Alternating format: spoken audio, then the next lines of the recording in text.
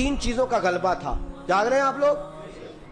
ایک سخاوت بڑی تھی حضرت عثمان کی طبیعت میں، اور دوسری نرمی بڑی تھی، تیسری حیا بڑی تھی، غلبہ رہا، غلبہ۔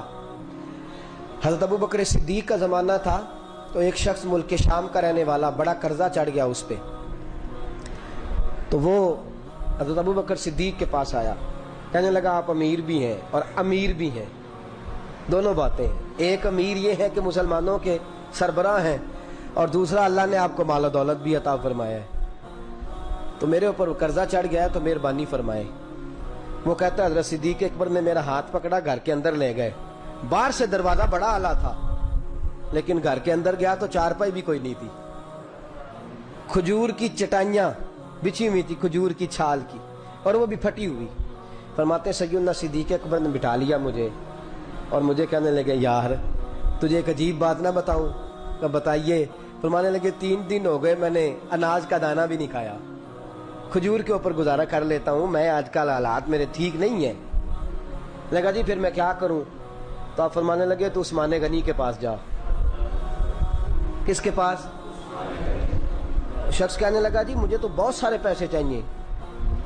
تو آپ نے فرمایا تیری سوچ وہاں ختم ہوتی ہے جہاں سے عثمان کی سخاوت شروع ہوتی ہے، تیری سوچ وہاں تو جو سوچتا ہے نا اتنے ملیں گے، تیری ختم ہوتی ہے سوچ جہاں سے عثمان کی سخاوت شروع ہوتی ہے، تو جا۔ کہنے لگا جی آپ کا نام لوں؟ فرمایا ضرورت ہی نہیں پڑے گی۔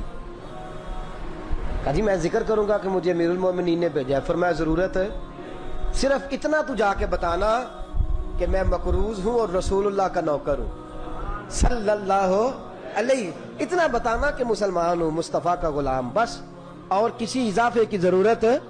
کہا جی وہ دلیل مانگیں گے؟ فرمایا عثمان خیرات کرتے تفتیشیں نہیں کرتا، عثمان اللہ کی راہ میں دیتے ہوئے تفتیشیں 10 روپے دینا اور 100 بات سنانا فقیر کو، تک تو نہیں نا، 10 روپے اور 100 قسم کے تانے نہ دے تو میاں چشم پوشی کر جا، تجھے کس نے اجازت دیا ٹٹولنے کی، پھولنے کی اور کرودنے کی؟ یہ حال اگر تیرے ساتھ کیا جائے، رب اگر تجھے ٹٹول کے دے تو تیرا کیا بنے؟ رب کریم اگر تجھے ٹٹول کے دے کہ پہلے بتا نمازیں کتنی پڑھی ہیں، سویرے اٹھتا ہے کہ نہیں، تو تیرا کیا حال ہوگا؟ تو ٹٹولتا پھرتا ہے 10 روپے دینے کے لیے۔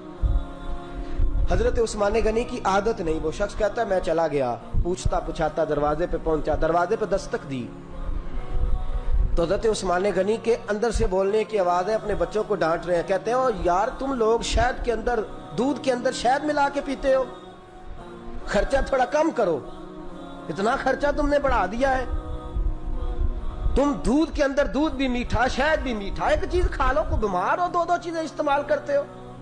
کہتے ہیں میں نے کہا ابو بکر تو بڑی باتیں بتا رہے تھے، اور اس قسم کے کئی واقعات حضرت عثمان غنی کے ساتھ ہوئے، وہ تو بڑی باتیں بتا رہے تھے، اور یہ آدمی دودھ شہد سے لڑائی کر رہا ہے، اور مجھے کئی 1000 درہم چاہیے، دینار چاہیے، مجھے دے گا؟ فرماتے ہیں اب وہ ڈانٹ کے باہر آئے، میں دروازے پہ تھا، آتے ہی کہنے لگے میں آیا نا تو جب میں نے السلام علیکم کہا تو وہ سمجھ گئے میں مسلمان ہوں۔ کہتے ہیں وعلیکم کہا تو پہلا جملہ انہوں نے جو بولا وہ ان کے بڑے پن کا مظاہرہ تھا۔ کہنے لگے بچوں کو ایک بات سمجھانی تھی، آنے میں مجھے 1.5-2 منٹ لگ گئے، تو دروازے پہ کھڑا رہا، مجھے معاف کر دینا۔ بڑے لوگوں کی بڑی باتیں، بڑے لوگوں کی بڑی باتیں، اتنا بڑا قد ہے اتنا بڑا اخلاق ہے۔ کہنے لگے تجھے ایک بات بچوں سے کرنے لگ گیا تھا، تجھے انتظار کرنا پڑا، ذرا درگزر کرنا۔ کہتے ہیں پھر انہوں نے دروازہ کھولا، جو اس وقت ان کا ماحول تھا، حویلی کا، ڈرائنگ روم کا، جو بھی، مجھے بٹھایا۔ کہتے ہیں میرے لیے جو پہلی چیز آئی وہ دودھ کے اندر شہد ڈال کے وہ لائے۔ کہتے ہیں میرے دل میں خیال آیا گھر میں جھگڑا کر رہے تھے، مجھے پلایا، اس کے بعد کھجوروں کا حلوہ آ گیا۔ کہتے ہیں میں نے کہا بچوں کو کہہ رہے تھے ایک میٹھی چیز استعمال کرو، میرے لیے 3 آ گئی ہے، 3 آ گئی، عجیب شخص ہے۔ کہتے ہیں میں لیکن ابھی میرا تصور جمع نہیں، میں نے کہا اتنا تگڑا نہیں جتنا حضرت ابو بکر نے بتایا ہے۔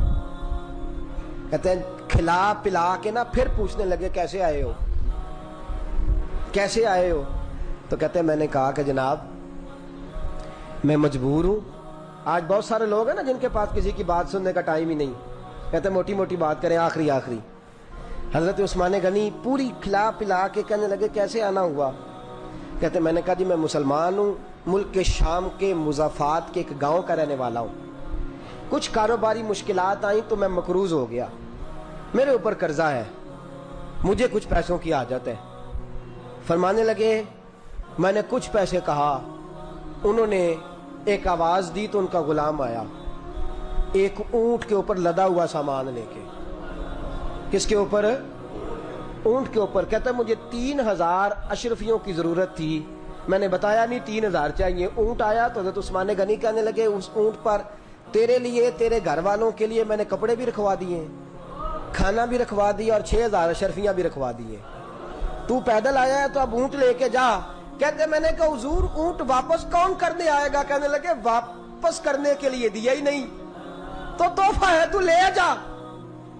کہتے میں کہاں سے چلا تھا ڈھونڈتا اور مدینے میں آیا, اور جب مدینے میں آیا تو پھر اللہ نے جھولی بھر کے عطا فرمایا. کہتے میری آنکھوں میں آنسو آ گئے, اور میں نے کہا حضور آپ نے تو میری ضرورت سے کہیں بڑھ کے نواز دیا ہے, مجھے معاف کیجئے گا. میں سوچ رہا تھا کہ دودھ شہد پہ گھر میں لڑائی ہو رہی ہے. آپ فرمانے لگے رب نے جو مجھے پیسے دیے ہیں اس لیے نہیں دیے کہ میری اولادیں موج مستی کرتی پھرے, میرے مالک نے مجھے نوازا ہے تاکہ میں محمد عربی کی امت کی نوکری کروں صلی اللہ علیہ. یہ سخاوت کا حال. فرماتے میں نے نہیں بتایا کہ مجھے سیدنا صدیق اکبر نے بھیجا ہے. فرماتے میں دروازے تک گیا تو میں نے کہا شکریہ, جزاک اللہ, آپ کی مہربانی. تو مسکرا کے فرمانے لگے میرا شکریہ ادا نہ کر, ابو بکر صدیق کا کر. میرا نہ شکریہ ادا کر, شکریہ ابو بکر صدیق کا جس نے تجھے یہ رستہ دکھایا ہے. فرماتے میں نے کہا حضور آپ فرمایا جاؤ جاؤ جاؤ, تمہارا کام ہو گیا نا, تفصیلات میں نہ جاؤ. یہ شان سخاوت سیدنا عثمان غنی رضی اللہ تعالیٰ عنہ کی. اور میں بیان کر چکا چند جمعے پہلے ہی کہ مصطفیٰ کریم کے گھر کے اندر اگر کھانا نہیں نہ پکتا تو یہاں تو لوگوں کو نذرانہ دے کے بھیج دیتے ہیں, لیکن اگر پتہ چلے نا حضور کے گھر میں کھانا نہیں پکا تو وہ شخص جو اس زمانے کے اندر ارب خرب پتی ہے وہ راشن لے کے آتے ہیں اور نبی پاک کے گھر میں آ کے چولہے میں آگ بھی خود جلاتے ہیں, اپنے ہاتھوں سے روٹیاں پکاتے ہیں, اور غلاموں کی طرح, فقراء کی طرح, نوکروں کی طرح وہ دسترخوان بھی بچھاتے ہیں, اس کے اوپر کھانا بھی چنتے ہیں.